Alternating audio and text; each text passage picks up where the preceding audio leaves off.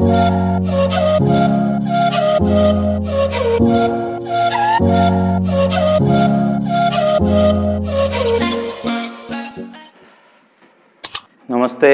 Maths class में आप सबका स्वागत है, अभिनंदन है।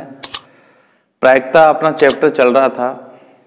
प्रायिकता के बहुत सारे सिद्धांत, नियम, शर्तें, ये सारी चीज़ें मैंने पिछले वीडियो में आपको बताया। और प्रायिकता के जो क्वेश्चन है वो 3-4 स्टेप से चलते हैं। जैसे सिक्के के प्रश्न हो सकते हैं, पासे के हो सकते हैं, ताश के हो सकते हैं, या अन्य कोई क्वेश्चन बने हुए हो सकते हैं। तो अपन ने सिक्के वाले क्वेश्चनों पर चर्चा की थी, उसके कुल संभावित परिणाम वगैरह हमने निकाले, प्रायिकताएं ज्ञात करने के कुछ एग्जाम्पल हमने लिए। आज अपन शुरू कर रहे हैं पासे से संबंधित। देखो, पासा जो होता है इसके ऊपर बहुत सारे प्रश्न बनते हैं। सिक्के को तो ज्यादा से ज्यादा 3 बार उछाला जा सकता है और पासे को ज्यादा से ज्यादा 2 बार फेंका जा सकता है। इसके अलावा 3 या 4 बार फेंकने का कोई प्रश्न नहीं आएगा। तो देखिए, पासा जो होता है उसमें ये घन के आकार का होता है। पासा इस प्रकार का होता है जिसमें 6 फलक होते हैं। प्रत्येक फलक पर डॉट के निशान बने हुए होते हैं, जिनको अपन नंबर मानते हैं कि अगर 1 डॉट आ जाता है तो वो 1 अंक प्राप्त हो जाता है, फिर 2 नंबर प्राप्त होते हैं, 3 होते हैं, ऐसे ये लगे हुए होते हैं। जैसे 1 डॉट, 2 डॉट ऐसे लगे हुए मिलेंगे तो उसके 2 नंबर हो जाते हैं। 3 वाले ऐसे मिलेंगे। 4 डॉट के लिए इस प्रकार सा होगा। 5 के लिए ऐसे 4 निशान लगा करके बीच में एक निशान होगा, और 6 के लिए इस प्रकार के निशान लगे हुए आपको प्राप्त होंगे। तो इस प्रकार के अंक अपन लेते हैं। तो कुल मिलाकर के कहने की बात यह है कि यदि पासे को एक बार उछाला जाता है तो उसके 6 परिणाम निकलते हैं। कुल संभावित परिणाम उसके 6 होते हैं। जैसे सबसे पहला प्रयोग अपन लेते हैं, जब पासे को एक बार फेंका जाता है, एक बार फेंका जाता है, ये तो हो गया प्रयोग। और प्रत्येक प्रयोग में सबसे पहले अपन निकालेंगे कुल संभावित परिणाम, और जो प्रश्न पूछा जाता है उसका निकालेंगे अनुकूल परिणाम, और फिर अपन प्रायिकता का गणितीय मान ज्ञात कर सकते हैं। तो देखिए, जब पासे को एक बार फेंका जाएगा तो कुल संभावित परिणाम, यानी इसके कितने परिणाम हो सकते हैं टोटल, वो मैं देखो समुच्चय में लिख रहा हूं कि 1 आ सकता है, 2 आ सकता है, 3 आ सकता है, 4, 5, 6, इनमें से कोई एक परिणाम हमें प्राप्त होगा। इसका मतलब कुल संभावित परिणाम हमारे पास 6 हो गए।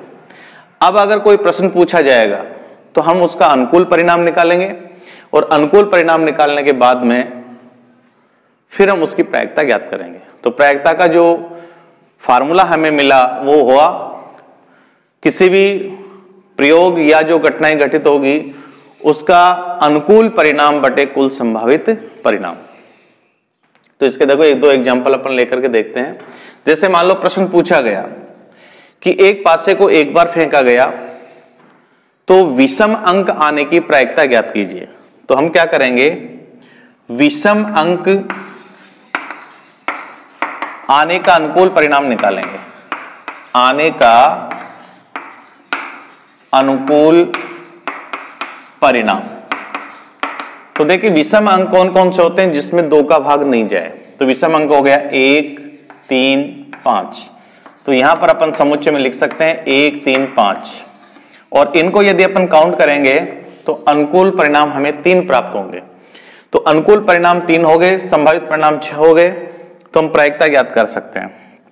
इसलिए विषम अंक आने की प्रायिकता, मैं केवल यहां पर प्रायिकता लिख रहा हूं, विषम अंक आने की प्रायिकता बराबर हो जाएगी अनुकूल परिणाम बटे कुल संभावित परिणाम, यानी 3/6।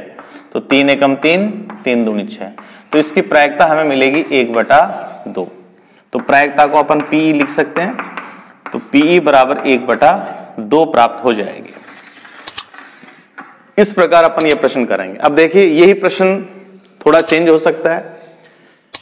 जो मैंने विषम अंक लिखे हैं उसकी जगह अगर आ जाता है कि एक पासे को एक बार फेंका जाता है तो सम अंक आने की प्रायिकता ज्ञात कीजिए। ऐसी स्थिति में देखो अपने पास कुल संभावित परिणाम तो वही 6 होंगे, लेकिन सम अंक होंगे 2, 4, 6। तो सम अंक हमारे 2, 4, 6 होंगे। तो यहां पर जो अनुकूल परिणाम अपन निकालेंगे उसके समुच्चय में आ जाएगा 2, 4, 6। हालांकि अनुकूल परिणामों की जो संख्या वो 3 ही है, तो प्रायिकता हो जाएगी 3/6, तो 1/2, तो P बराबर 1/2। यानी सम की भी प्रायिकता वही आएगी और विषम अंक की भी वही आएगी। अब इसका देखो एक बहुत अच्छा क्वेश्चन और बनता है, उसमें सम और विषम इसकी जगह अगर मान लो आ जाता है अभाज्य संख्या या अभाज्य अंक, अभाज्य अंक आने की प्रायिकता यदि पूछ ली जाए, तो यहां बहुत सारे स्टूडेंट गलती करते हैं, अभाज्य संख्या के अंदर 1 को शामिल कर लेते हैं। जबकि आप यह ध्यान रखिए कि अभाज्य संख्या वो होती है जिसमें स्वयं का भाग जाता है और किसी का नहीं, लेकिन हम उसमें 1 का भाग 1 नहीं लेंगे। हालांकि 1 भी अभाज्य संख्या होती है, लेकिन आप तो ऐसे याद रखो कि अभाज्य संख्या वो हो जिसमें अभाज्य गुणनखंड में काम लेते हैं। तो देखिए जब अपन अभाज्य गुणनखंड करते हैं तो सबसे पहले देते हैं 2 का भाग, फिर देते हैं 3 का, फिर 5 का, फिर 7 का, फिर 11 का, 13 का, 17 का, 19 का, इस प्रकार से लेते हैं। तो अगर हमारे पास अभाज्य संख्या ये होती है तो यहां से यदि अपन अभाज्य संख्या लेंगे तो ये आएगी 2, 3, 5, क्योंकि इसमें 6 तक के अंक होते हैं, उनमें से 2, 3, 5 हमें प्राप्त होता है। तो क्या होगा, एक अभाज्य अंक आने का अनुकूल परिणाम, तो वो अभाज्य अंक होंगे 2, 3, 5। इसमें भी देखिए अनुकूल परिणामों की संख्या वही 3 है, तो प्रायिकता होगी 3/6 यानी 1/2। तो अभाज्य अंक आने की प्रायिकता भी 1/2 होगी। अब इसमें बहुत सारे प्रश्न बनते हैं, जैसे मान लो मैं केवल एग्जाम्पल लेके वैसे बता देता हूं मौखिकी। मान लो अगर यह कहा जाए 3 या 3 से बड़ा अंक आने की प्रायिकता, 3 या 3 से बड़ा अंक, तो उसमें अपन 3 भी शामिल करेंगे। तो 3 या 3 से बड़ा अंक जो आएगा वो आएगा 3, 4, 5, 6। तो उसका जो अनुकूल परिणाम होगा वो होगा 4। तो प्रायिकता हो जाएगी 4/6, काटेंगे तो 2/3। अगर इसमें यह पूछ लिया जाए कि एक पासे को एक बार फेंका जाता है, 7 अंक आने की प्रायिकता ज्ञात कीजिए, तो हमें पता है कि पासे में 6 से ज्यादा अंक नहीं आ सकता। तो अगर 7 अंक की प्रायिकता पूछेगी तो अनुकूल परिणाम 0 होगा और प्रायिकता हो जाएगी 0/6 यानी 0। इससे यह स्पष्ट हुआ कि यह घटना असंभव घटना है। तो मैंने पहले ही आपको लिखवा दिया था कि असंभव घटना जो होती है उसकी प्रायिकता सदैव 0 होती है और संभव घटनाओं की प्रायिकता सदैव 1 होती है। इस प्रकार से ये प्रश्न पूछे जा सकते हैं। तो जब पासे को एक बार फेंका जाएगा तो इस प्रकार के बहुत सारे प्रश्न बनते हैं। कुछ एग्जाम्पल लेकर के मैंने आपको बता दिया, बाकी बुक से भी अपन क्वेश्चन करेंगे तो होगा। अब हम इसका दूसरा नियम लेते हैं कि जब पासे को 2 बार फेंका जाता है, जब पासे को 2 बार फेंका जाता है तो यहां पर 1 बार की जगह हो जाएगा 2 बार। तो देखिए इसका अपन कुल संभावित परिणाम 2 प्रकार से निकाल सकते हैं। एक तो है कुल संभावित परिणाम, एक तो देखो डायरेक्ट अपन ये निकाल सकते हैं कि अगर जब पासे को 1 बार फेंका जाएगा तो अंक आएंगे 6, दोबारा फेंका जाएगा तो 6 आएंगे, तो 6, 6, 36 इसके कुल संभावित परिणाम होंगे। और यदि समुच्चय के आधार पर हमें करना है तो देखो अपने को क्या करना है, जब 1 बार फेंकेंगे तो आएगा 1, 2, 3, 4, 5, 6, क्रॉस मल्टीप्लाई करेंगे यानी कार्तीय गुणनफल। दोबारा फेंकेंगे तो भी ये का ही आएगा 4, 5, 6। अब यदि हम इसका कार्तीय गुणनफल लिख दें यानी इनका युग्म बना करके लिख दें प्रत्येक अवयव के साथ, तो हमें सारे के सारे परिणाम प्राप्त हो जाएंगे। तो देखिए कुल संभावित परिणाम के लिए मैं यहां पर आपको बनाना सिखा रहा हूं। तो देखिए इसका पहला अवयव लेंगे 1 और इस पहले अवयव को इन सारे अवयवों के साथ बिठा देंगे तो क्या होगा, 1 1 1 2 1 3 1 4 1 5 1 6, इस प्रकार से ये प्राप्त हो जाएगा।